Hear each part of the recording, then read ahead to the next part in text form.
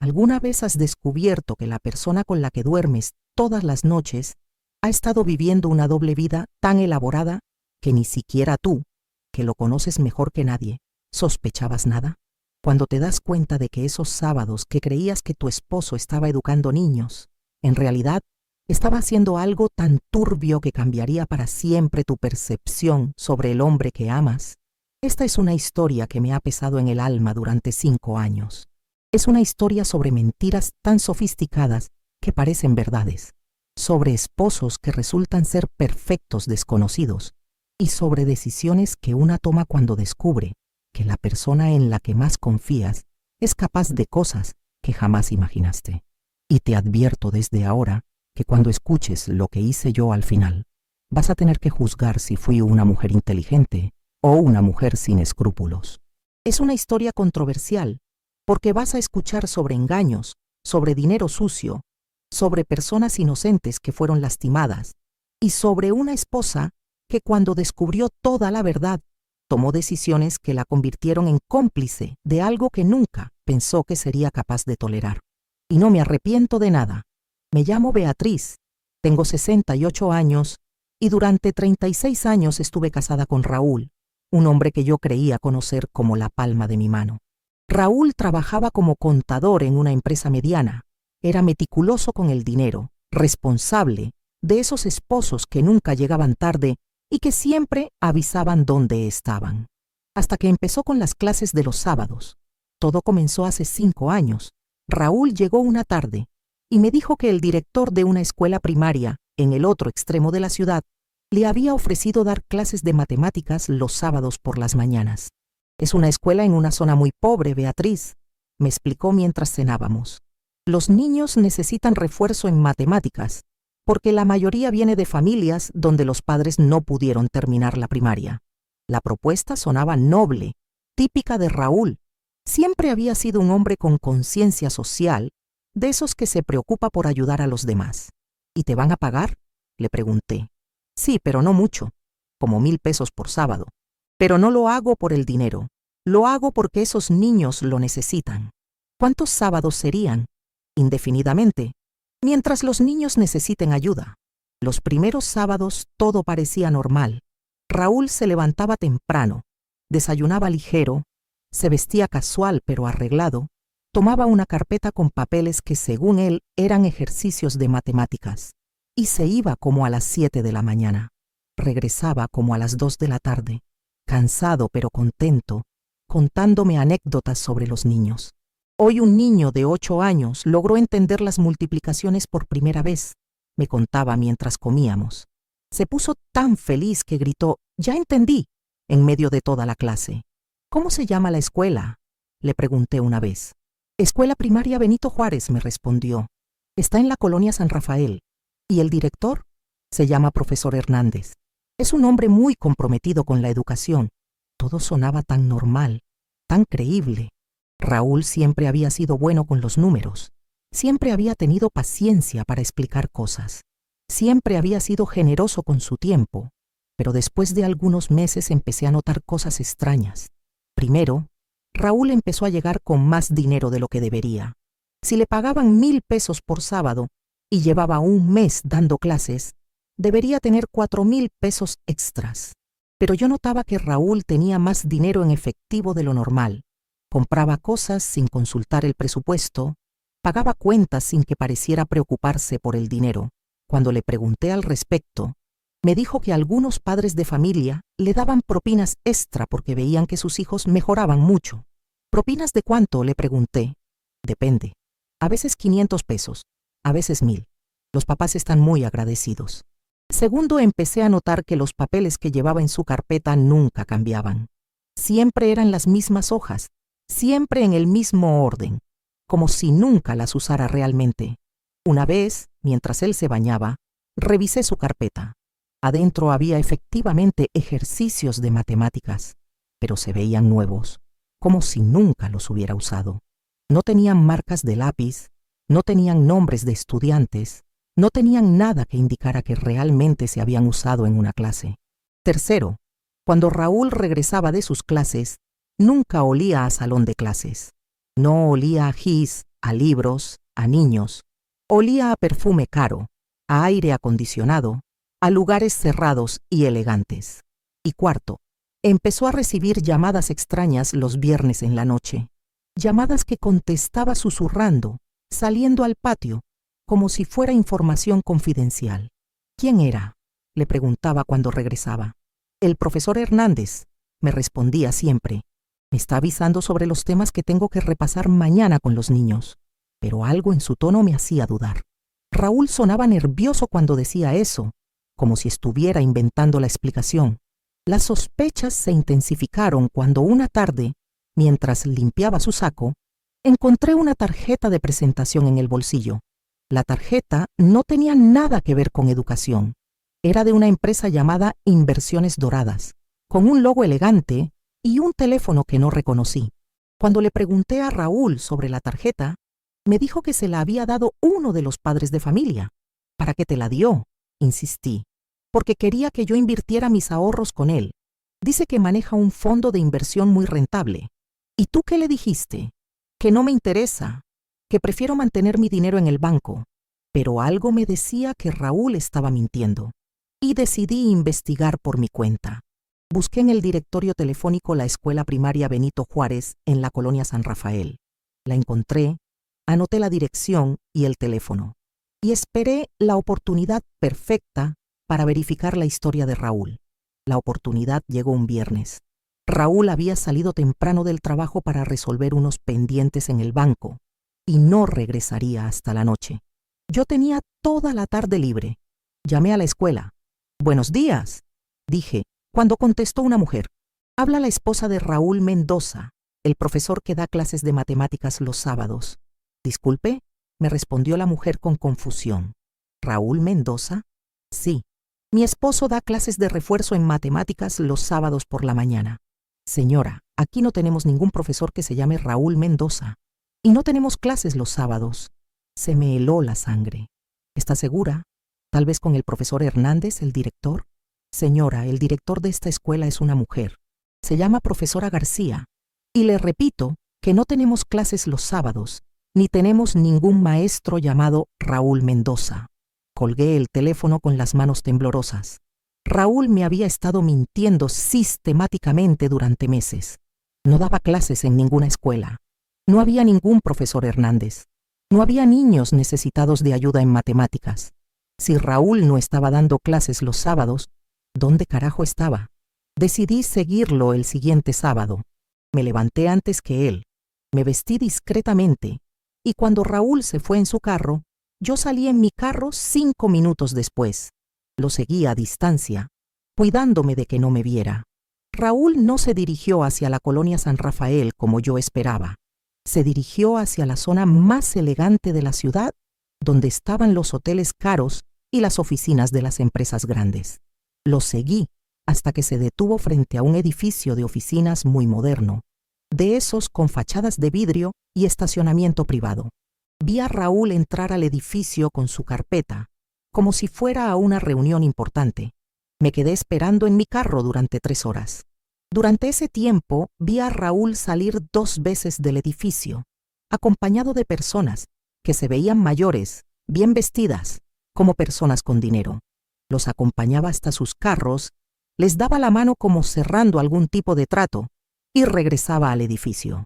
A las 2 de la tarde, Raúl salió del edificio definitivamente, pero no regresó directamente a casa como yo esperaba. Se dirigió hacia un restaurante caro, donde se reunió con un hombre mayor, elegantemente vestido, con quien comió durante 1 hora. Los vi hablar intensamente, intercambiar papeles, y al final vi al hombre mayor darle un sobre a Raúl, un sobre que se veía grueso, como si tuviera mucho dinero. Cuando Raúl regresó a casa esa tarde, actuó completamente normal. Me contó sobre los niños de la escuela, sobre las lecciones de matemáticas, sobre lo gratificante que era ayudar a estudiantes necesitados. Cada palabra era una mentira. Cada anécdota sobre niños era ficción. Cada detalle sobre la escuela inexistente era parte de una historia elaborada que Raúl había construido para engañarme. ¿Pero por qué? ¿Qué estaba haciendo realmente en ese edificio de oficinas? ¿Quiénes eran esas personas mayores con las que se reunía? ¿Qué había en ese sobre lleno de dinero? Durante la siguiente semana, Raúl siguió comportándose normal, pero yo ya no podía verlo de la misma manera. Cada vez que me hablaba de sus supuestas clases, cada vez que mencionaba a los niños imaginarios, cada vez que fingía cansancio después de un día de enseñanza, yo sabía que me estaba mintiendo descaradamente. El siguiente viernes decidí tomar medidas más drásticas. Cuando Raúl salió a sus supuestas diligencias bancarias, revisé meticulosamente todas sus cosas, su escritorio, sus cajones, sus papeles, su ropa, todo. En el cajón más profundo de su escritorio encontré algo que me cambió la vida para siempre. Encontré una carpeta llena de documentos que no tenían nada que ver con educación ni con matemáticas.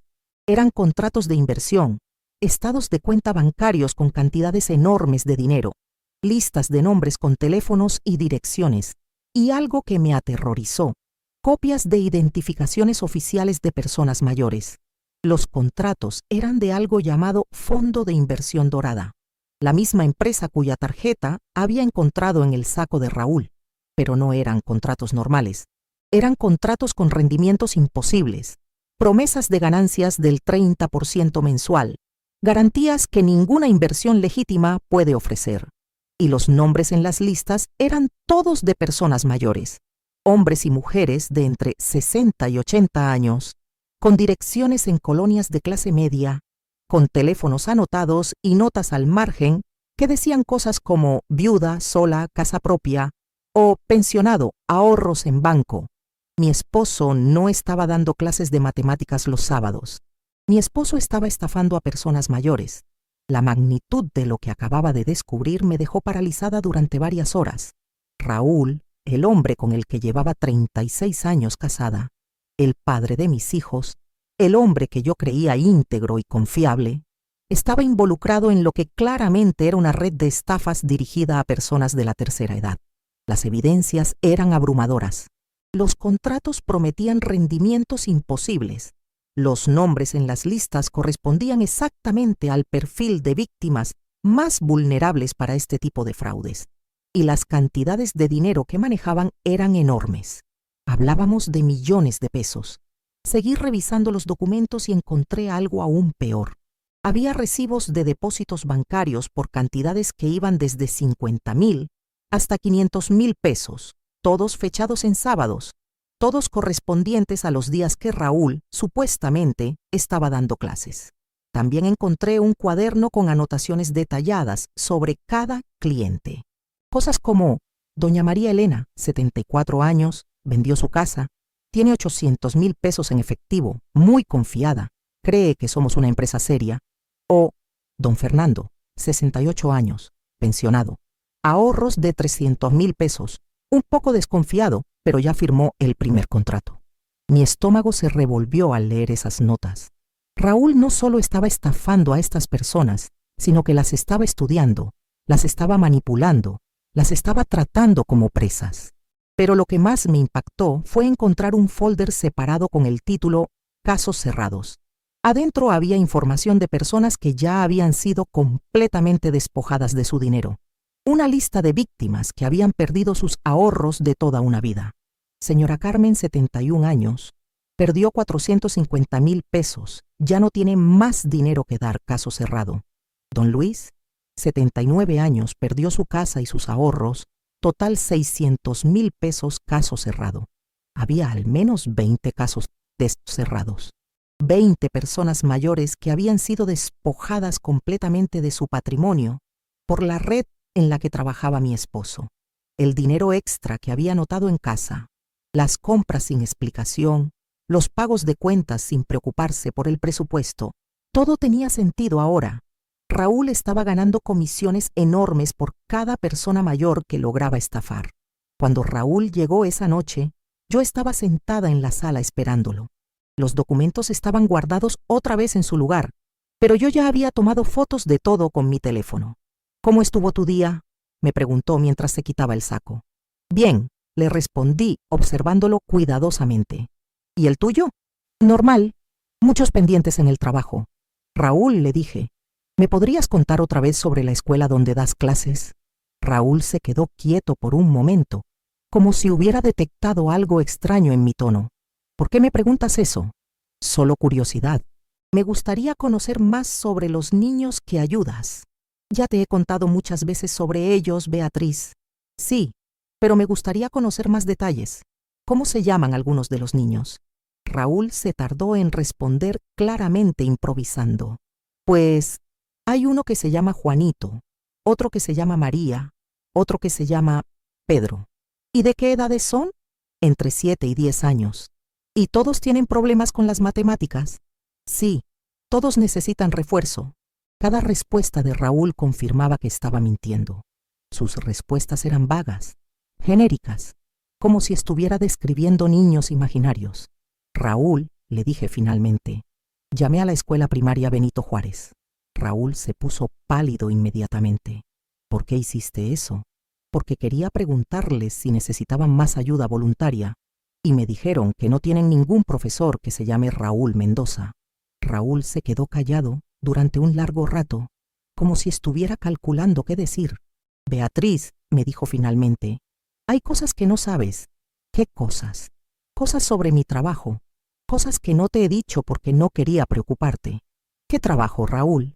¿Qué has estado haciendo realmente los sábados? Raúl se sentó en el sofá frente a mí, con la expresión de alguien que había sido atrapado. He estado trabajando en un proyecto especial, me dijo. Un proyecto relacionado con inversiones. ¿Qué clase de inversiones? Inversiones para personas mayores. Personas que quieren hacer crecer sus ahorros para su jubilación. ¿Y por qué me mentiste sobre las clases? Porque sabía que te ibas a preocupar si sabías que estaba manejando dinero de otras personas. Sabía que ibas a pensar que era riesgoso. ¿Riesgoso cómo? Raúl evitó mi mirada. Pues, porque cualquier inversión tiene riesgos. Raúl, le dije, ¿qué clase de rendimientos les prometen a esas personas mayores? Buenos rendimientos, mejores que los bancos. ¿Cuánto? Pues, depende. ¿30% mensual? Raúl se quedó helado cuando dije esa cifra específica. ¿Cómo sabes eso? Porque encontré los documentos, Raúl. Encontré todo.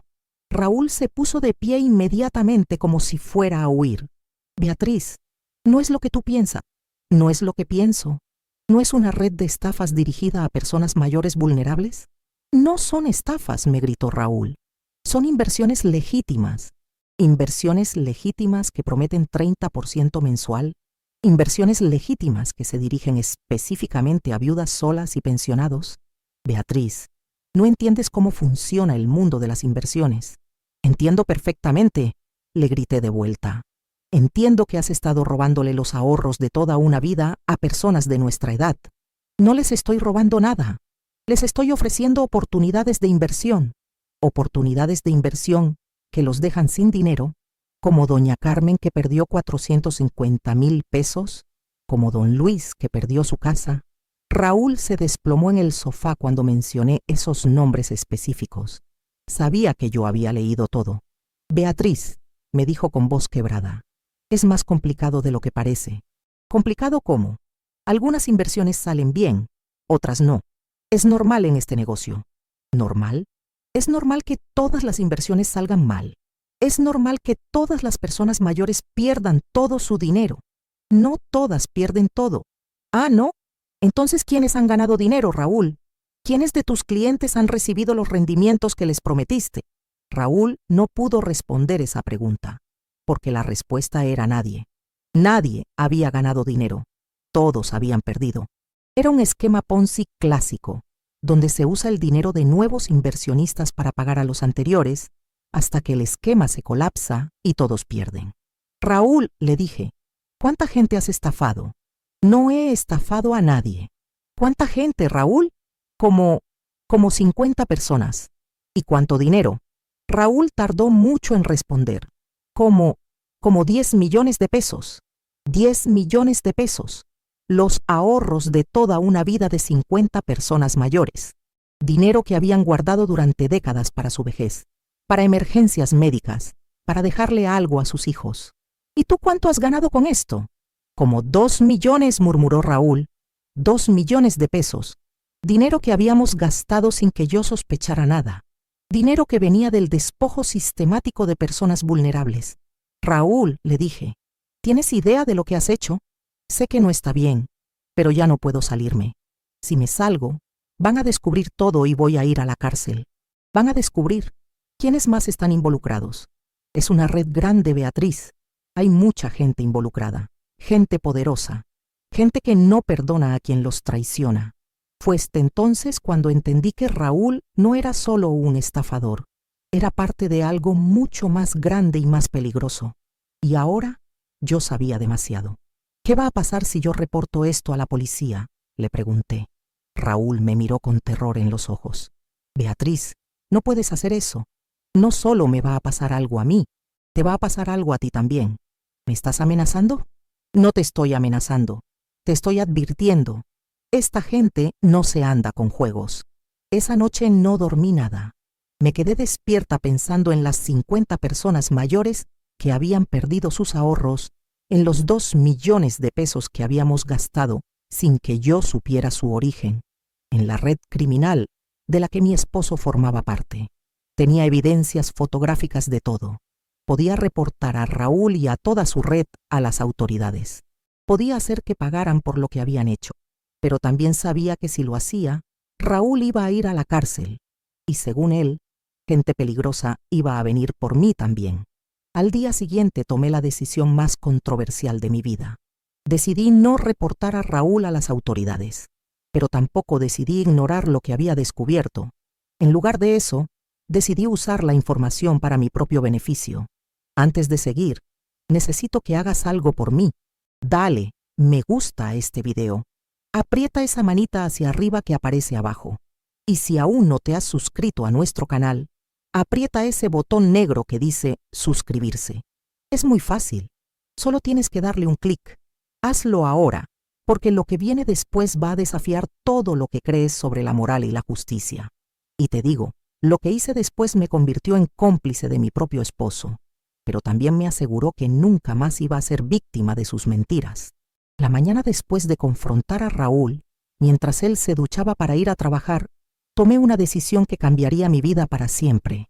No iba a reportar a las autoridades lo que había descubierto, pero tampoco iba a seguir siendo la esposa ignorante que no sabía nada. Cuando Raúl salió del baño, yo estaba sentada en la cama con mi teléfono en la mano, mostrándole las fotos que había tomado de todos sus documentos. Raúl, le dije calmadamente, necesitamos llegar a un acuerdo. ¿Qué clase de acuerdo?, me preguntó con nerviosismo. Un acuerdo donde yo me beneficio de la información que tengo, y tú te aseguras de que yo esté protegida de las consecuencias de tus decisiones. Raúl me miró como si no entendiera lo que le estaba diciendo. Beatriz, ¿qué quieres? Quiero 50% de todo lo que ganes de ahora en adelante. ¿50%? Sí. Y quiero que abras una cuenta bancaria a mi nombre, donde deposites mi parte cada semana. ¿Estás loca? ¿Quieres que te pague por mantener en secreto lo que hago? No, Raúl. Quiero que me pagues porque de ahora en adelante soy tu socia. Raúl se quedó callado, procesando lo que le estaba proponiendo. Beatriz, ¿te das cuenta de lo que estás diciendo? Me doy cuenta perfectamente. Me estoy convirtiendo en cómplice de lo que haces. Pero también me estoy asegurando de que si todo se viene abajo, yo tenga dinero suficiente para protegerme. Y si me niego, le mostré mi teléfono con todas las fotos de sus documentos. Si te niegas, estas fotos llegan a la policía esta misma tarde. Beatriz, no puedes hacerme eso. Somos esposos. Exactamente por eso no puedes seguir mintiéndome. Si vamos a hacer esto, lo vamos a hacer juntos. ¿Hacer qué juntos? Tú vas a seguir estafando a esas personas, pero ahora yo voy a saber exactamente cuánto dinero entra y cuánto dinero me corresponde. Raúl se sentó en la cama a mi lado, como si necesitara apoyo para procesar lo que le estaba proponiendo. Beatriz, ¿en serio quieres ser parte de esto? Ya soy parte de esto, Raúl. He sido parte durante meses sin saberlo. He gastado dinero robado, he vivido con el producto de estafas, he sido cómplice sin darme cuenta. La única diferencia es que ahora quiero ser cómplice consciente. ¿Y no te importan esas personas mayores? Esa pregunta me dolió porque sí me importaban. Me importaba doña Carmen, que había perdido 450,000 pesos. Me importaba don Luis, que había perdido su casa. Me importaban todas las víctimas de la red en la que trabajaba mi esposo. Pero también entendía que yo no podía salvarlas. El daño ya estaba hecho. Y si yo reportaba a Raúl, él iría a la cárcel, pero las víctimas nunca recuperarían su dinero, porque ya había sido gastado. Me importan, le respondí, pero entiendo que ya no puedo hacer nada por ellas. El daño ya está hecho. ¿Y entonces prefieres beneficiarte del daño que ya está hecho?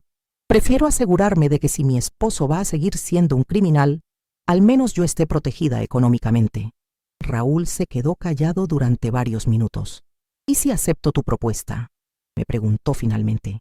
Si aceptas mi propuesta, yo nunca reporto lo que sé, pero también significa que de ahora en adelante quiero saber todo. Quiero conocer a tus socios, quiero saber cómo funciona la operación, quiero estar informada de todos los riesgos. ¿Por qué? Porque si vamos a hundirnos, nos vamos a hundir juntos. Y si vamos a salir bien librados, también vamos a salir bien librados juntos. Raúl aceptó mi propuesta. A partir de ese día, me convertí oficialmente en socia silenciosa de la red de estafas de mi esposo. Raúl abrió una cuenta bancaria a mi nombre y empezó a depositar 50% de sus ganancias cada semana. También empezó a contarme todo. Me explicó cómo funcionaba la red, quiénes eran los otros involucrados, cómo reclutaban víctimas, cómo las convencían de invertir sus ahorros. El esquema era más sofisticado de lo que había imaginado. No era solo Raúl trabajando solo. Era una red de al menos 15 personas, cada una con un papel específico. Había gente que se encargaba de buscar víctimas potenciales, gente que se encargaba de hacer las presentaciones iniciales, gente que se encargaba de cerrar los contratos y gente que se encargaba de manejar el dinero. Raúl era uno de los cerradores. Su trabajo era convencer a las víctimas de que firmaran los contratos y entregaran su dinero. Era bueno en eso, porque inspiraba confianza, porque parecía un profesional serio, porque hablaba de matemáticas y números de manera convincente. Las víctimas eran seleccionadas cuidadosamente. Buscaban personas mayores que vivieran solas, que tuvieran ahorros significativos, pero que no tuvieran familiares cercanos que las aconsejaran. Personas vulnerables que podían ser manipuladas fácilmente. ¿Cómo las convencen?, le pregunté a Raúl. Les ofrecemos rendimientos que ningún banco puede dar. Les explicamos que es una inversión exclusiva, solo para personas selectas. Les hacemos sentir especiales, como si les estuviéramos haciendo un favor. Y cuando empiezan a sospechar, les damos excusas. Les decimos que hay retrasos temporales, que los mercados están volátiles, que pronto van a recibir sus ganancias. La mayoría aguanta varios meses antes de darse cuenta de que perdieron todo. Y cuando se dan cuenta, para entonces ya es demasiado tarde. Su dinero ya se gastó. Ya no hay nada que recuperar. Conocer todos estos detalles me hacía sentir terrible, pero también me hacía sentir más segura. Ahora sabía exactamente en qué estaba involucrada, cuáles eran los riesgos y cómo protegerme. Durante los siguientes 2 años, gané casi 1 millón de pesos como socia silenciosa de la red de estafas. 1 millón de pesos que deposité en cuentas bancarias secretas que Raúl no conocía. Dinero que guardé para protegerme en caso de que todo se viniera abajo. Y todo se vino abajo exactamente como yo había anticipado. Hace 3 años, la policía descubrió la red. Arrestaron a todos los involucrados, incluyendo a Raúl. Pero cuando llegaron a buscarme a mí, yo estaba preparada. Tenía documentos que demostraban que había sido víctima de engaño durante los primeros meses. Tenía evidencias de que había descubierto las actividades de Raúl y que había amenazado con reportarlo. Tenía un historial que me presentaba como esposa víctima, no como socia cómplice. Los abogados que contraté con el dinero que había ahorrado en secreto construyeron una defensa perfecta.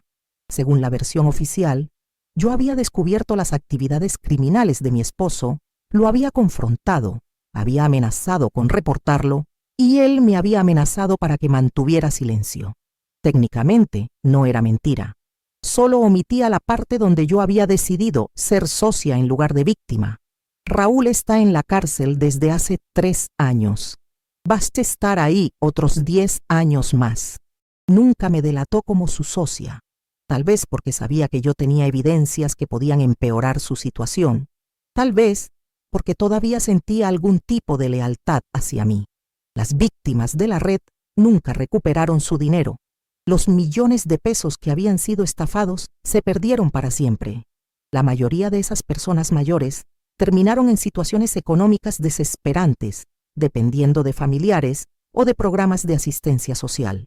Yo me quedé con el millón de pesos que había ahorrado en secreto, dinero que técnicamente era producto de estafas, pero que legalmente nadie podía reclamarme porque no había evidencias de que yo hubiera estado involucrada conscientemente.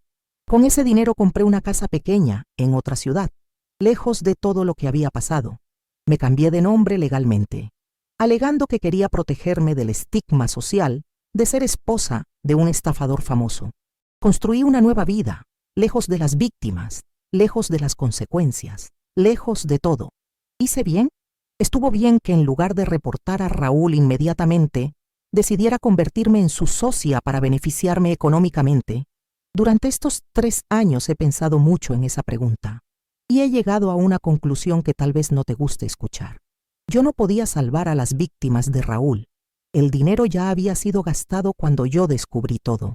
Reportar a Raúl inmediatamente no habría recuperado ni un peso para doña Carmen o don Luis o cualquiera de las otras víctimas. Lo único que habría logrado reportándolo inmediatamente era quedarme sin nada cuando todo se viniera abajo. Habría terminado como las esposas de los otros estafadores, sin dinero, sin protección, dependiendo de la caridad de familiares. En lugar de eso, elegí protegerme. Elegí asegurarme de que si íbamos a hundirnos, al menos yo iba a tener un salvavidas. ¿Eso me convierte en una mujer sin escrúpulos? Tal vez.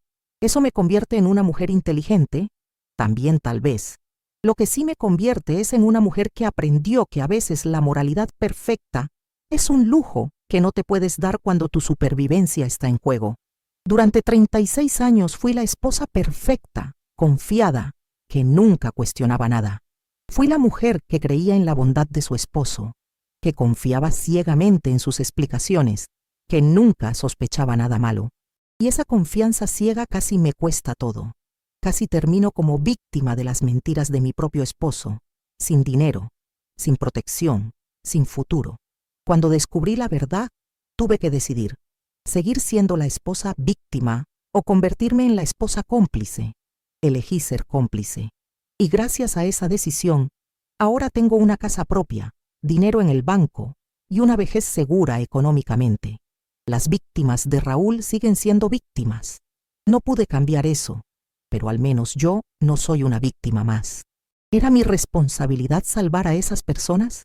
¿Era mi obligación moral sacrificar mi futuro económico por gente que yo ni siquiera conocía?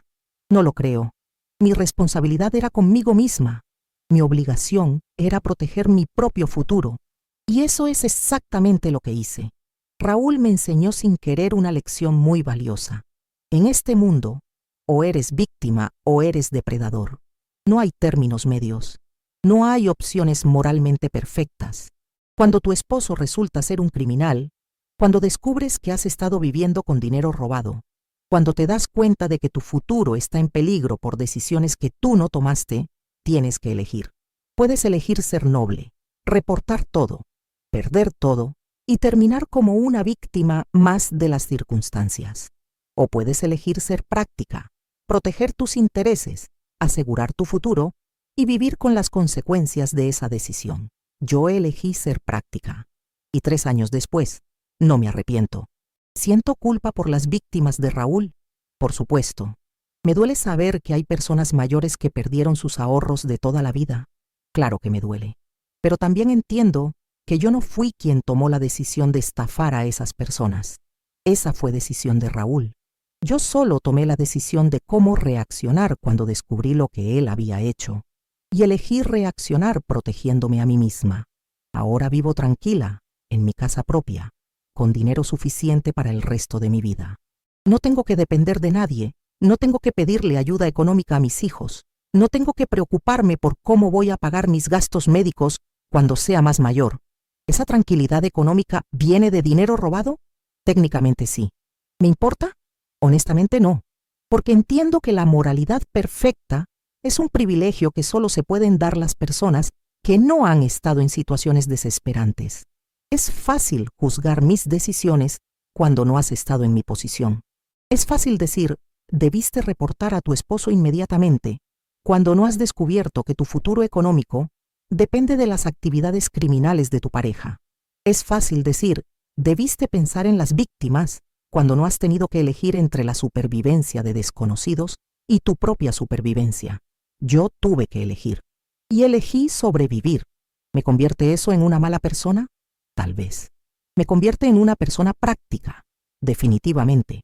Y después de 73 años de vida, he aprendido que ser práctica es más importante que ser buena. Las personas buenas terminan siendo víctimas. Las personas prácticas terminan siendo supervivientes. Yo elegí ser superviviente. Si tú has estado en situaciones donde has tenido que elegir entre tus principios y tu supervivencia, si has tenido que tomar decisiones moralmente cuestionables para protegerte, si has tenido que ser práctica en lugar de ser buena, déjamelo saber en los comentarios. A veces necesitamos saber que no somos los únicos que hemos elegido la supervivencia por encima de la moralidad perfecta. Y si esta historia te hizo reflexionar sobre las decisiones difíciles que a veces tenemos que tomar en la vida, dale me gusta apretando esa manita hacia arriba. Suscríbete a nuestro canal apretando el botón negro que dice suscribirse. Es muy fácil, solo dale un clic. Todos los días te esperamos aquí con historias que te pueden hacer pensar, que te van a hacer cuestionar tus propias convicciones, que te van a mostrar que la vida no siempre tiene respuestas fáciles o moralmente perfectas. Perdón si este video fue muy largo, pero necesitaba contarte todos los detalles para que entendieras por qué tomé las decisiones que tomé. Necesitaba que vieras que a veces la vida te pone en situaciones donde no hay decisiones correctas, solo decisiones necesarias. Gracias por acompañarme hasta el final, por escuchar la confesión de una mujer que eligió la supervivencia por encima de todo lo demás. No me arrepiento de nada, pero entiendo si tú me juzgas por lo que hice. Nos vemos mañana con una nueva historia que te va a dejar reflexionando sobre la naturaleza humana y las decisiones imposibles que a veces tenemos que tomar.